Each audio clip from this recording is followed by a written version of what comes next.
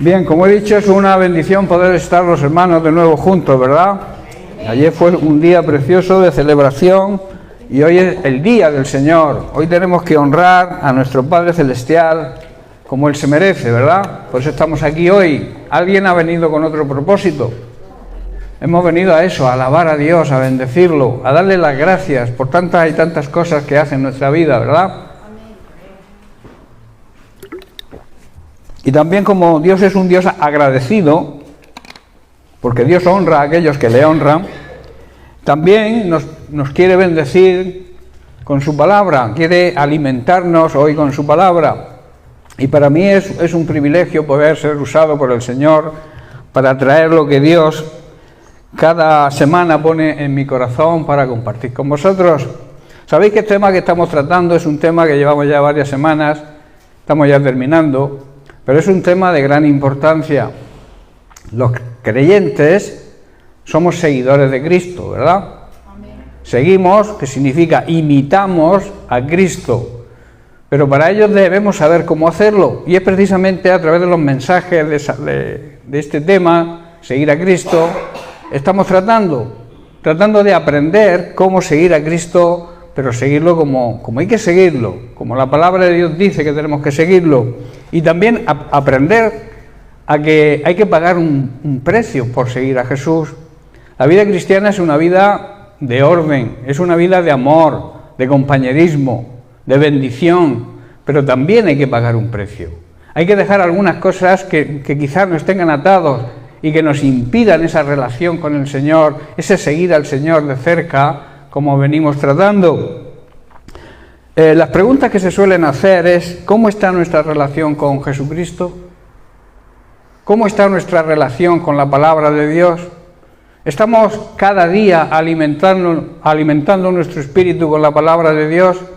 Porque nuestro espíritu tiene una necesidad de estar alimentado, y no hay otra manera que con la palabra de Dios, buscando, escudriñando, pidiendo la guía al Espíritu Santo para que el Señor nos revele esos tesoros ocultos que se encuentran en la palabra de Dios. Sabéis que los tesoros hay que escarbar para encontrarlos. Pues con la palabra de Dios ocurre lo mismo. Tenemos que profundizar en las Sagradas Escrituras, guiados por el Espíritu Santo, pero también siendo fieles al Señor. Hablábamos la semana pasada y comentábamos eso, que para que Dios nos revele esa palabra que aún está sin revelar, que es lo que la Biblia habla del maná escondido en el cielo, esa palabra que aún no ha sido revelada a nosotros, si somos fieles a Él, Él la va a revelar. Y entonces en esa intimidad es necesario no solamente leer la palabra de Dios, porque en esa intimidad, vuelvo a repetir, debemos buscar y profundizar esa revelación con la ayuda del Espíritu Santo. Esto nos va a llevar a buscar estar a solas con nuestro amado Jesús, ¿verdad? Todos queremos estar a solas, en intimidad con las personas que amamos, con nuestra esposa, con nuestro esposo. Y con Dios es lo mismo. Jesucristo es el esposo de la Iglesia, así lo nombra la Biblia, que Él es el esposo y nosotros, la Iglesia, somos la esposa. Y la esposa tiene que estar blanca, resplandeciente, para poder llegar a esas bodas del Cordero que están muy prontito, que es lo que sigue a la segunda venida de Cristo, la celebración precisamente de esas bodas. Por eso vuelvo a repetir, debemos buscar a solas al Señor para que la palabra de Dios sea revelada, todas las cosas que Dios quiere revelarle a sus hijos. Él las quiere revelar, pero en intimidad personal. Amén.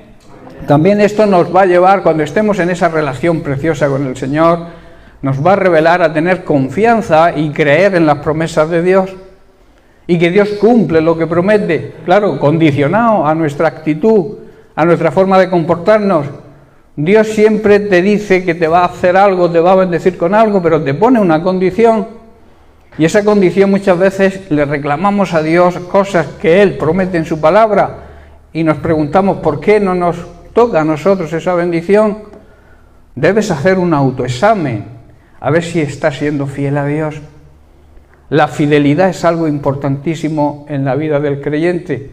La raíz de la fidelidad es la fe, precisamente. Fe y fidelidad van unidos, porque el que cree es fiel y obedece. Amén. Entonces, cuando sometemos nuestra mente a Cristo, cuando sometemos nuestra mente a la palabra de Dios, cuando nos unimos a la visión de Dios, el Señor toma el control de nuestra vida.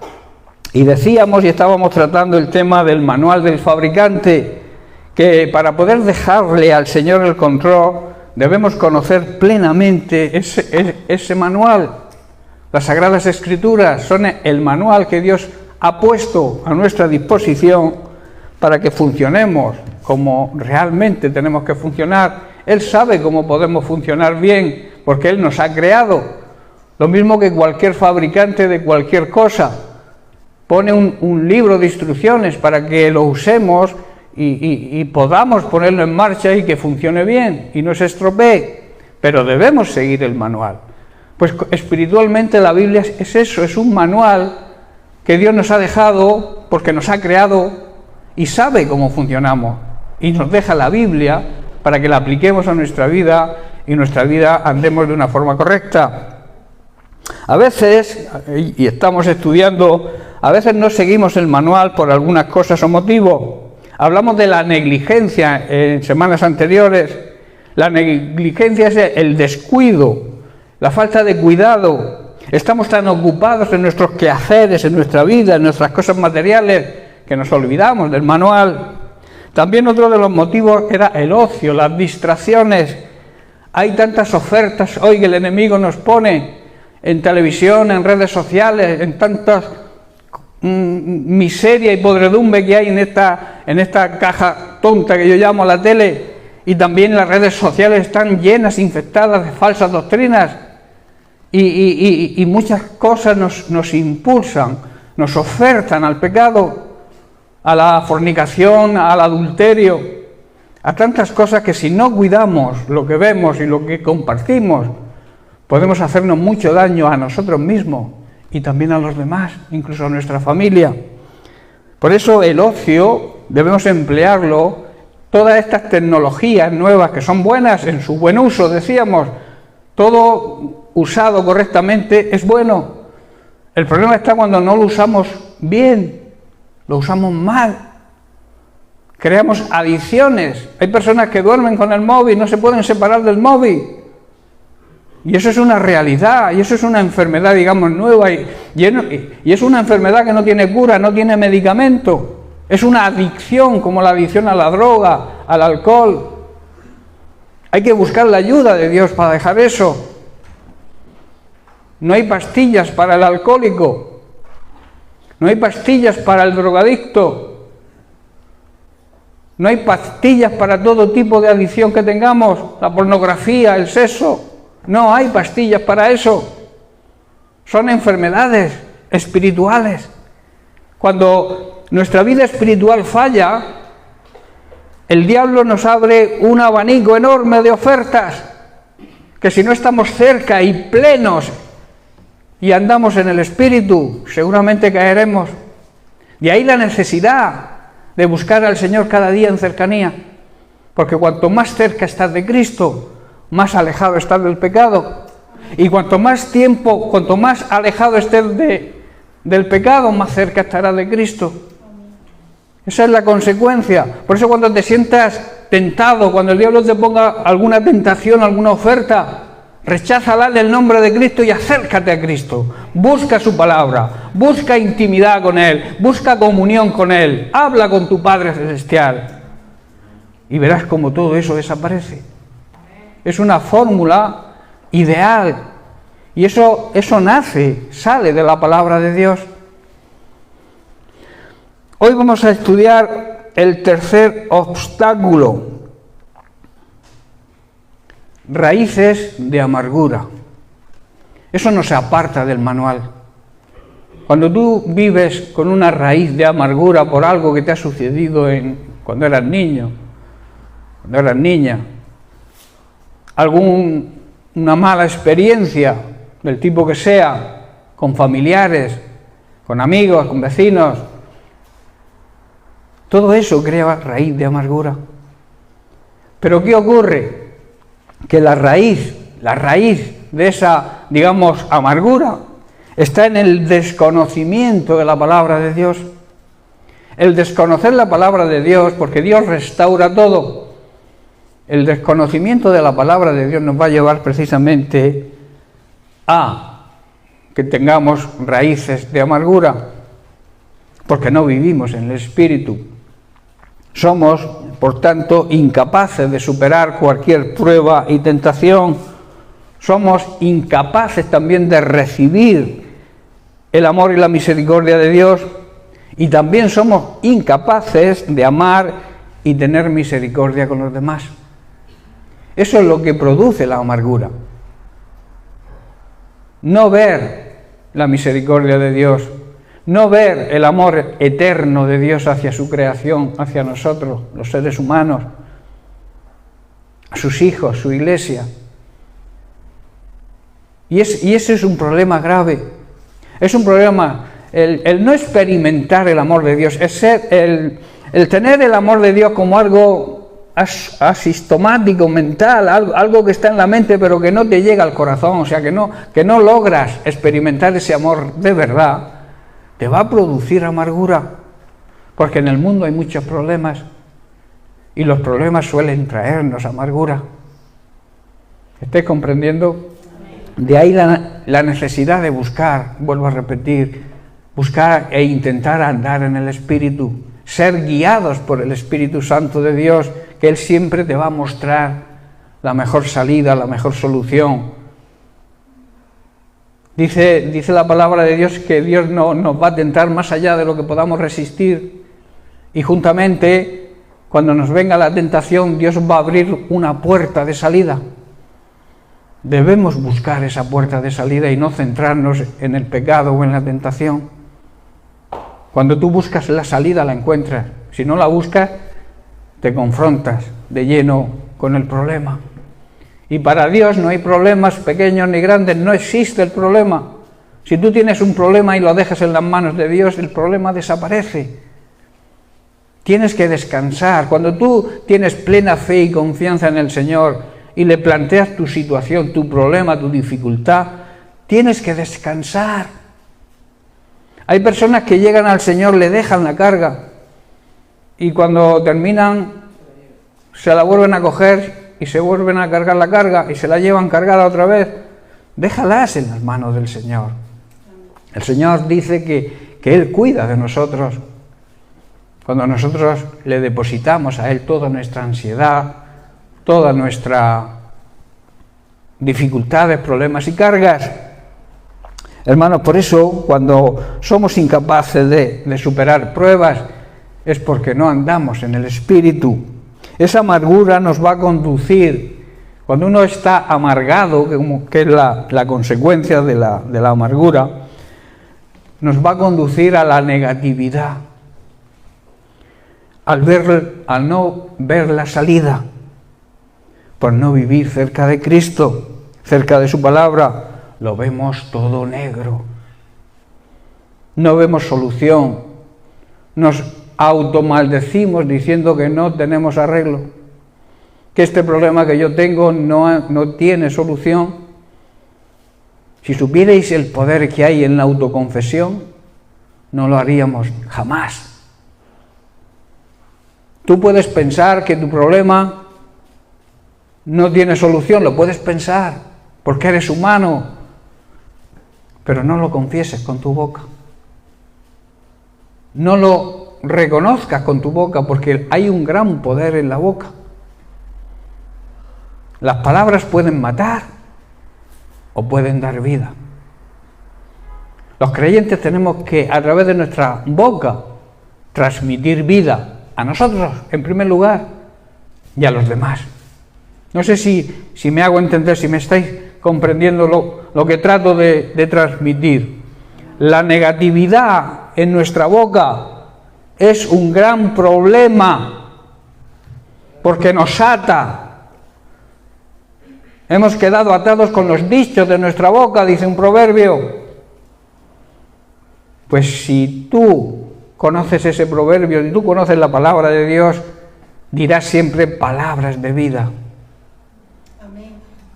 Aquel que no tenga trabajo puede decir, no me va a salir trabajo porque lo he intentado 1000 veces y es inútil. Te estás atando con tus palabras. Di mejor, tengo un trabajo pero aún no me han llamado. Pero ya me llamarán, sigo confiando, tengo fe en que Dios me va a echar una mano ahí y me van a llamar. ¿Veis qué diferencia? El problema es el mismo, que no tienes trabajo. Pero la atadura te la creas cuando en tu amargura creas negatividad para tu vida. ¿Estáis comprendiendo? Es lo mismo que los padres cuando maldicen a los hijos, que a veces creemos que maldecir a los hijos es, yo qué sé, lo que hacen por ahí algunas sectas, ¿no? O algunas etnias. Maldecir es hablar mal de alguien.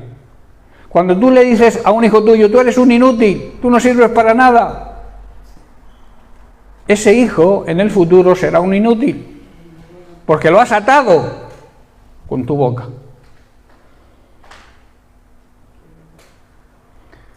Bendice a tus hijos, háblales bien. Cuando los veas que van, que fracasan, quizá que no sacan buenas notas, anímalos. No les digas que eres un inútil, porque será un inútil. Eso es una realidad. Todo lo que sembramos, cosechamos. Si tú cosechas palabras de vida, vas a cosechar vida.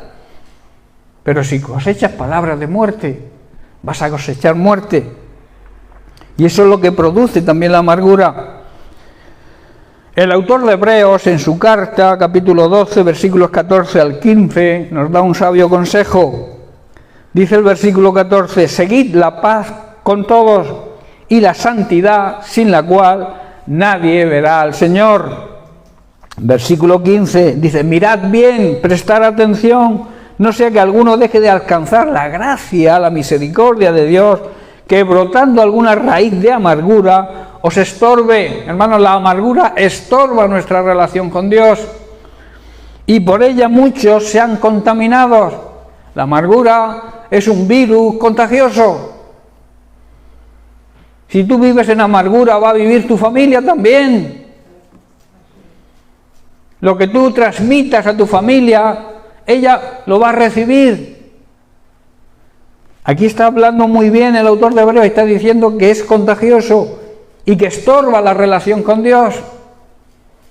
En amargura es muy difícil tener una buena relación con Dios. Por eso antes la medicina preventiva que yo siempre digo es antes de caer en la amargura. Lleva una vida de excelencia con el Espíritu, busca la presencia de Dios cada día, fortalécele, prepárate para cuando vengan los problemas. Hay personas que se preocupan o van a la Biblia, piden ayuda a Dios cuando ya están metidos en problemas.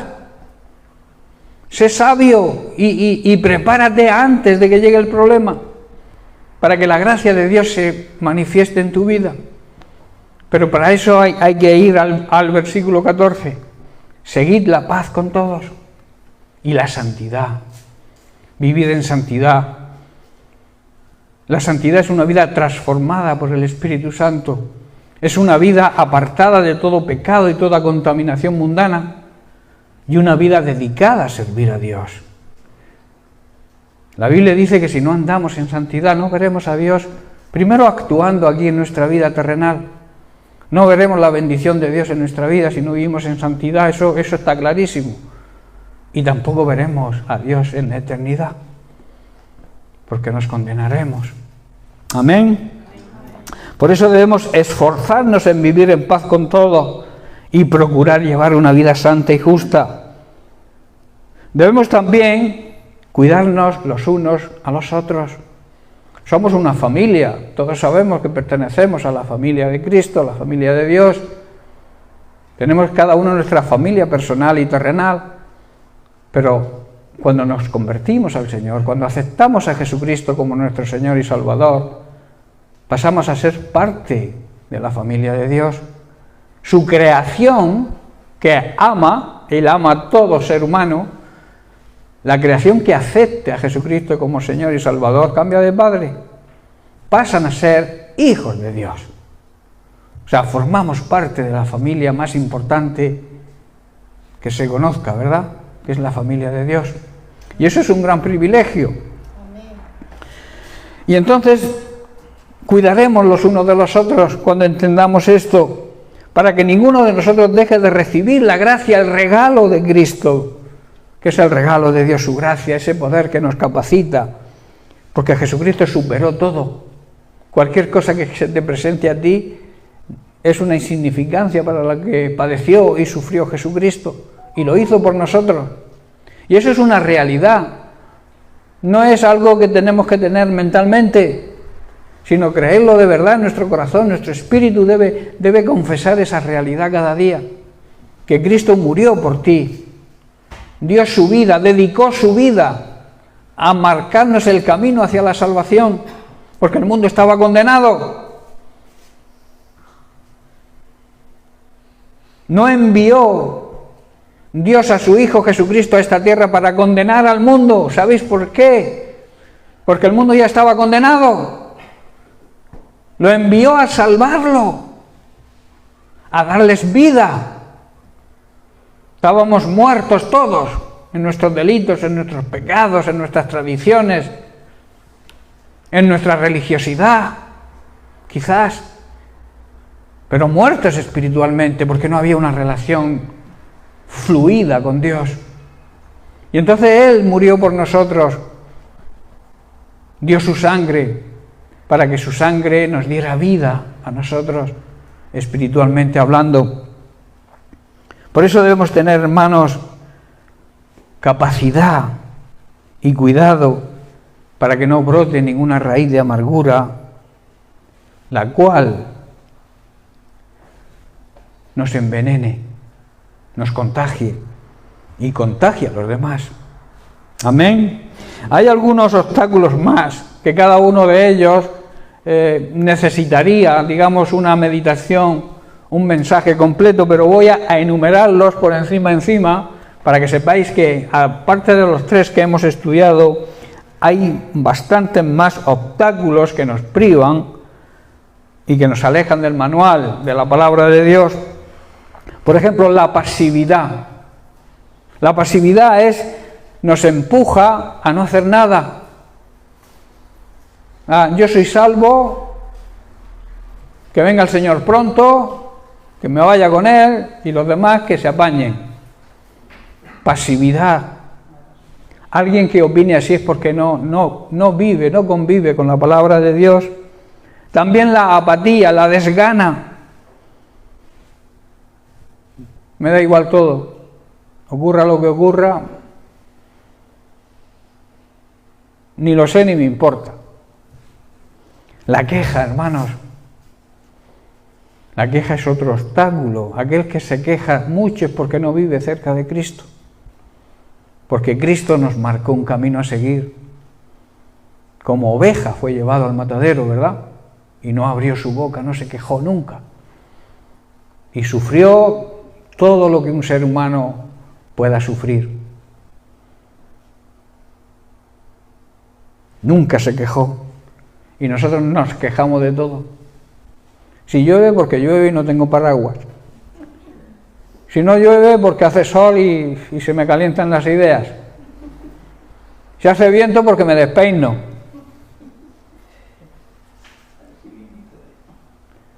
¿Es así o no? Si me duele una uña, ¿por qué Dios permite? Queja. ¿Sabéis que la queja al pueblo de Israel le impidió entrar en la tierra prometida a toda una generación? La queja no hace nada más que dar vueltas en el desierto. Y vueltas, y pasar por el mismo sitio siempre, y no avanzar.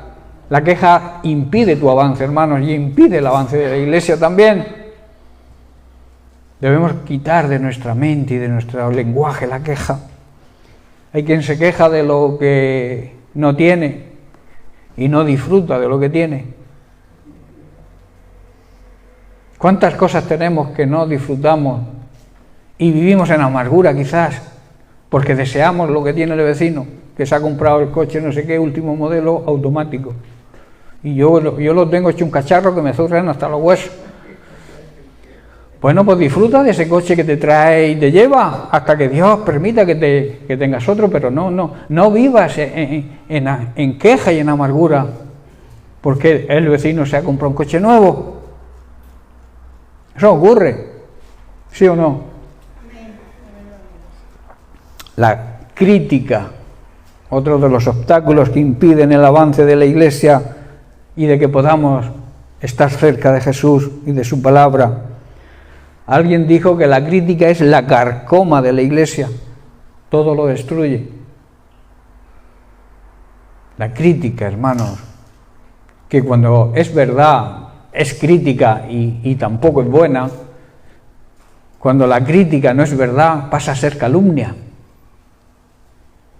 Por eso, ojo con los comentarios, con aquel que te diga, oye, fulanico, tanganico, para el carro.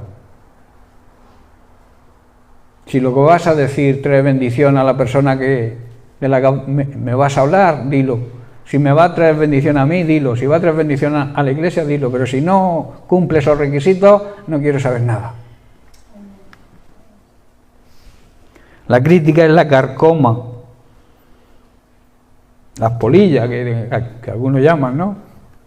Que se comen los muebles, la ropa. Pues eso hace la crítica en la Iglesia.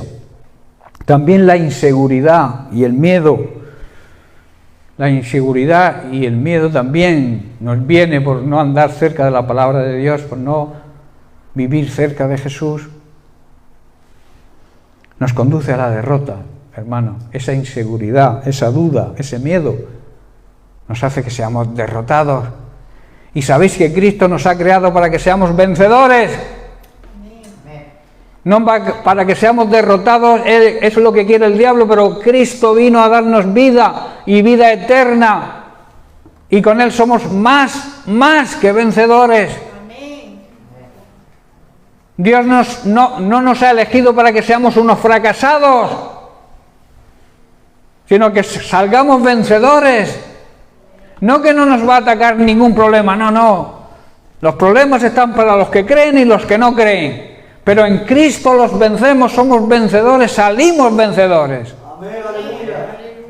Pero debemos entender la palabra de Dios y debemos apartar todos los obstáculos que nos impidan esa victoria en Cristo. La victoria de Cristo nos pertenece, hermanos, porque somos su cuerpo, somos su iglesia, somos los hijos de Dios. Y el mundo tiene que ver que somos hijos de Dios. El mundo tiene que reconocer que verdaderamente somos hijos de Dios, que lamentablemente no ocurre. La Iglesia hoy en día deja mucho que desear. Hay un remanente, no lo voy a negar, hay gente fiel a Dios, hay gente que ama a Dios de verdad, hay gente que le sirve a Dios de corazón y no con algún interés. Pero qué pocos hay, ¿verdad?, de ese tipo. Pero los hay, y yo sé que aquí también los hay. Por eso debemos de salir, evitar vivir cerca, o sea, vivir lejos de Jesús, acercarnos a Jesús, acercarnos a su palabra, convivir con Él, pedirle guía al Espíritu Santo que mora dentro de nosotros, que Él nos va a conducir a todas las cosas buenas, nos va a hablar de Cristo, nos va a revelar lo que Cristo hizo por cada uno de nosotros, porque la muerte de Cristo, el sacrificio de Cristo, hay que aplicárselo cada uno personalmente y hay que reconocerlo. La salvación es universal, el llamado a ser salvos es universal. Muchos son los llamados, pocos los elegidos. ¿Por qué? Porque pocos no están dispuestos, la mayoría, a pagar el precio que hay que pagar por seguir a Cristo. Dios hace un llamado a todos, pero escoge a aquellos que responden al llamado. Amén. Y no lo van aplazando. Hay algunas personas, bueno, todavía tengo tiempo, todavía puedo vivir mi vida y después ya tendré tiempo de convertirme al Señor y salvarme. Pero tú tienes el control del tiempo. ¿Tú sabes cuándo vas a partir de esta tierra? Nadie lo sabe. Además, es bueno no saberlo,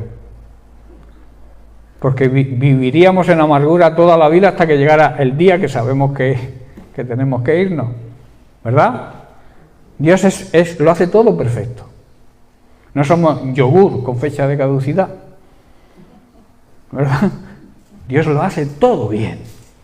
Entonces, nos da cada día la oportunidad. Dios nos habla cada día a través de la Biblia, a través de un mensaje, a través del predicador, a través de un hermano de la iglesia, o un conocido que tú tienes, si no eres creyente aún, y te da la oportunidad. Porque luego te puedes encontrar una sorpresa desagradable. Hay quien no cree en el infierno, pero el hecho de que no creas en el infierno no quiere decir que no exista. Y si no vives en el orden de Dios y vives en pecado, seguro que vas a creer en Él cuando estés en Él. Y cuando llegues allí dices, pues si yo no creía en el infierno, pero el infierno existe. ¿Qué hago aquí? ¿Qué estoy haciendo aquí? Si yo no creía. Alguien me hablaba de que el infierno, que me arrepintiera, y yo no aproveché la oportunidad, y ahora me lamento de estar aquí. ¿Verdad? Otro obstáculo, y ya lo dejo con este, es la religión, hermanos. La religiosidad nos conduce a hacer las cosas por hábitos y costumbres, anulando el poder que hay en la palabra de Dios. ¿Sabéis que a Dios no le gusta ni a Jesús le gustaban los religiosos? Es más, se metía con ellos y les atacaba bien atacado, les decía hipócritas, fariseos, sepulcros blanqueados, serpientes venenosas. Los trataba bien, ¿verdad? Y eran los religiosos de la época, los que conocían la ley de Dios. ¿Por qué mataron a Jesús? Y lo mataron ellos, los religiosos. Le pidieron al César que la sangre de este hombre caiga sobre nosotros y sobre nuestros hijos. ¡Qué maldición más grande! Trajeron a sus vidas, lo confesaron con su boca y luego tuvieron lo que confesaron. Qué importante es entender el Evangelio, hermanos. Y no solamente entenderlo, sino seguirlo. Hermanos, todos estos obstáculos nos vienen como consecuencia del desconocimiento de las Sagradas Escrituras, el no conocer el manual de instrucciones de nuestro Creador. Vamos a seguir con los motivos por el cual no seguimos el manual. Otro de los motivos que nos aparta de ese manual es el orgullo, y muchas veces el orgullo espiritual. El orgullo es un problema, hermanos. El orgullo es un problema muy serio en el ser humano, y lamentablemente también es un problema serio dentro de las congregaciones de la Iglesia. Existen personas orgullosas. Y el peor orgullo dentro de la Iglesia es el orgullo espiritual, el creerse más que otra persona. Tú tienes un ministerio, Dios te lo ha dado, gloria a Dios, pero respeta a los demás. No te creas que sabes más que nadie. No te creas que ya lo has aprendido todo y que nada ni nadie te puede enseñar nada. Yo conozco una persona que una vez me dijo, porque yo le pregunté, ¿por qué nos debemos por la Iglesia hace ya mucho tiempo? ¿Sabéis qué me contestó? Yo ya lo sé todo, nadie me puede enseñar más. Esa es una gran mentira del diablo. La Biblia es un manantial de revelaciones diarias. La Biblia no es una novela que se lee por fascículos. Y cuando se termine, ya se ha terminado, se archiva. No, señor. La Biblia hay que vivirla. Y la Biblia ni es antigua, como yo suelo decir, ni es moderna, es eterna. El cielo y la tierra pasarán. La palabra de Dios siempre es la misma, no pasará. Y Dios es el mismo ayer, hoy y mañana. En el pasado, en el presente y en el futuro. Los milagros que hizo, que hace, los va a hacer y los va a seguir haciendo. Porque Dios es el mismo, siempre. Si no se producen milagros, no es culpa de Dios. Es culpa de los seres humanos que vivimos en terquedad, que somos orgullosos y nos creemos mejor que nadie. El orgullo se define como la arrogancia, vanidad, exceso de estimación propia, que suele conllevar sentimiento de superioridad. Mirar por encima del hombro. Hermanos, aprendamos de Jesús, que fue humilde y manso de corazón. Se humilló a sí mismo. Se despojó de su divinidad. Se despojó de todo aquello que le permitía ser Dios, porque era Dios, pero se quitó el privilegio de ser Dios, siendo Dios, y continuando siendo Dios, por amor a ti, por amor a mí. La humildad es la esencia del cristiano. Si no hay humildad, poco cristianismo hay. Hay frases que se oyen: a veces nos ciega el orgullo, ¿verdad? El orgullo ciega, hermanos, nuestros ojos a nuestros propios fallos y errores, y también ciega nuestros ojos para ver a los demás como realmente son, y no ver sus cualidades y sus buenas intenciones. A veces miramos a los demás de una manera con arrogancia, como diciendo: tú no puedes compararte a mí. Eso ocurre, hermanos, lamentablemente ocurre.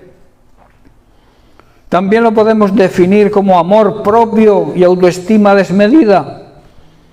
También se oye esta frase: se sintió herido en su orgullo. Cuando alguien le hace ver a un orgulloso su orgullo, se sienten heridos, ¿verdad? A mí me ha pasado con ciertas personas. El orgullo, hermanos, llega a creer que somos perfectos y que todo lo hacemos bien. Y como he dicho, llegando a pensar que somos superiores a los demás. El orgullo también nos conduce a creer que siempre tenemos razón y que nadie puede corregirnos. Y nunca aceptamos la exhortación y mucho menos la disciplina. Si nos disciplinan, nos vamos a otro sitio donde no me conozcan y siga haciendo de las mías. El orgullo es una cualidad del ser humano que no conoce a Dios, hermanos. Conocer en intimidad, que no tiene intimidad, relación personal con Dios. El ser humano orgulloso no puede tener relación de intimidad con Dios, es imposible, porque hasta rebate la palabra de Dios.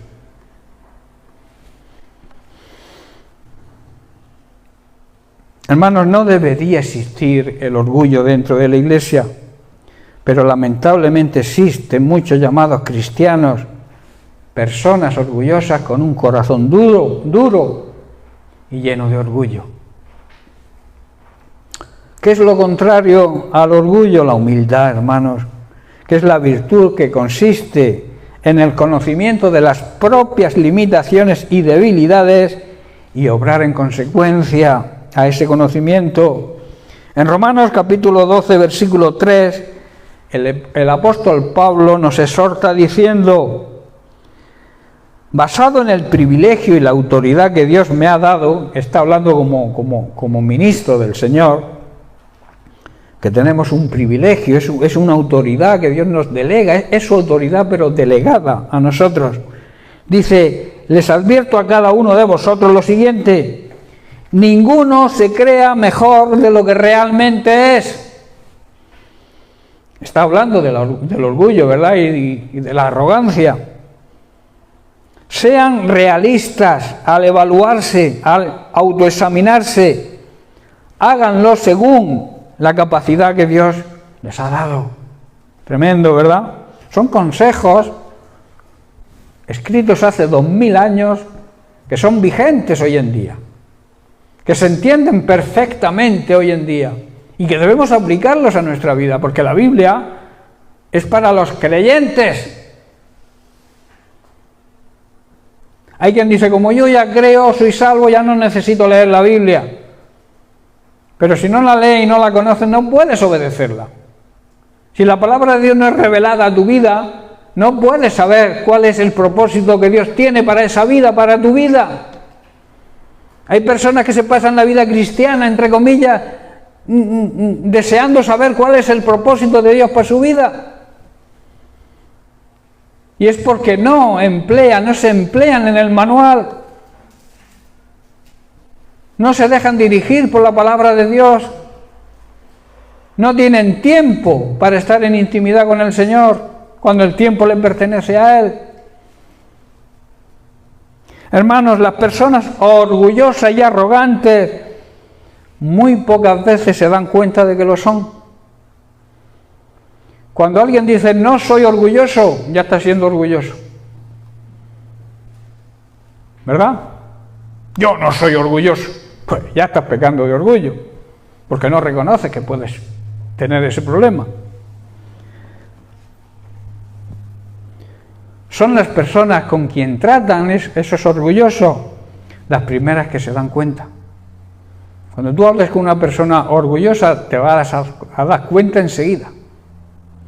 Yo lo comparo al mal aliento. El mal aliento, el último que se da cuenta es el que lo tiene, ¿verdad?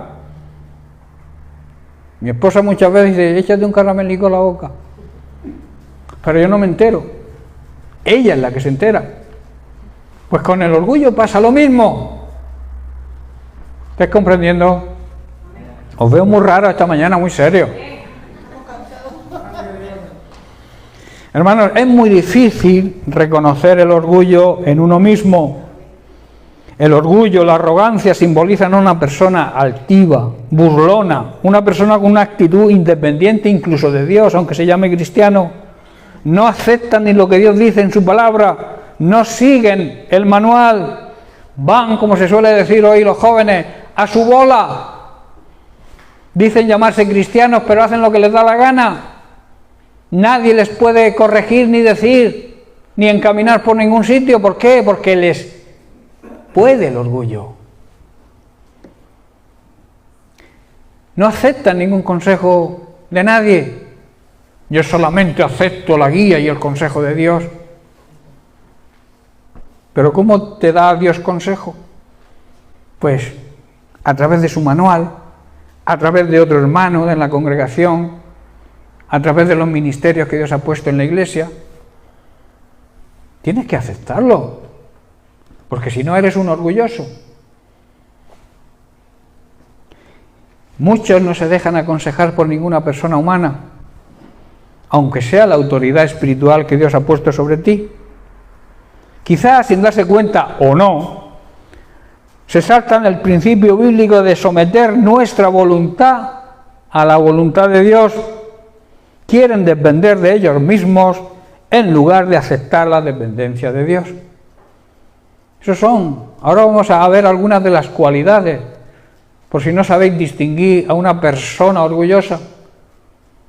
Hay ciertas señales, síntomas, que te dicen que una persona es orgullosa.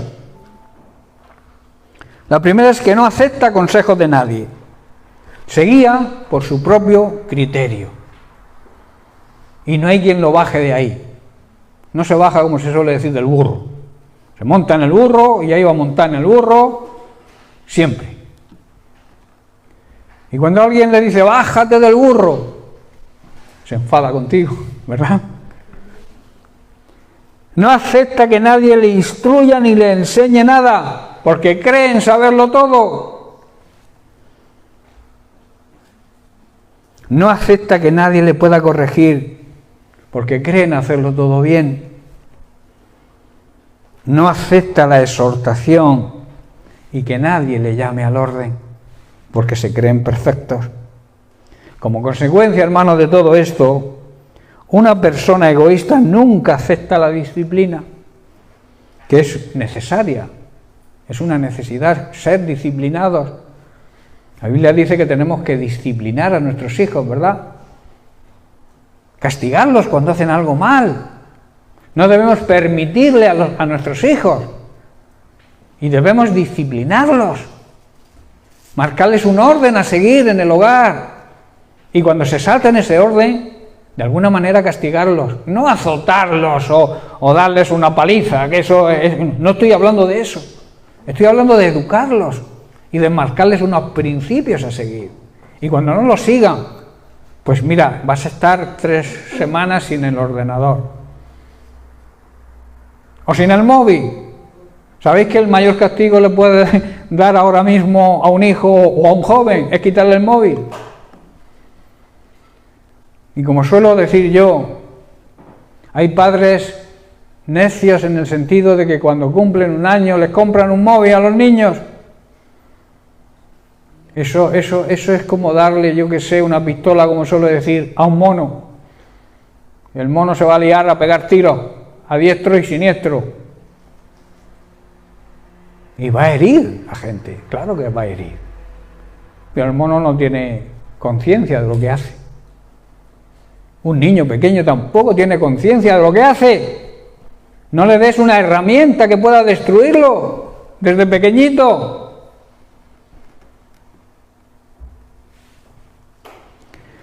En Hebreos capítulo 12 leemos algunos versículos.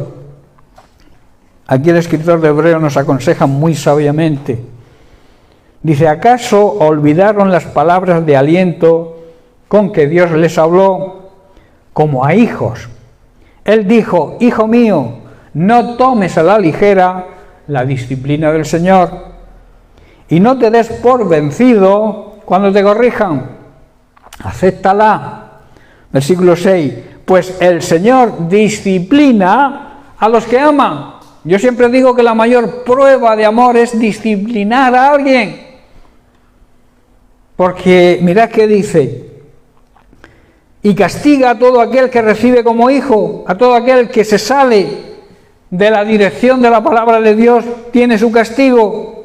Dios exhorta, que significa llamar al orden, y nos disciplina a través de su palabra y también a través de los ministerios que ha establecido para que su iglesia sea edificada y crezca en el orden correcto.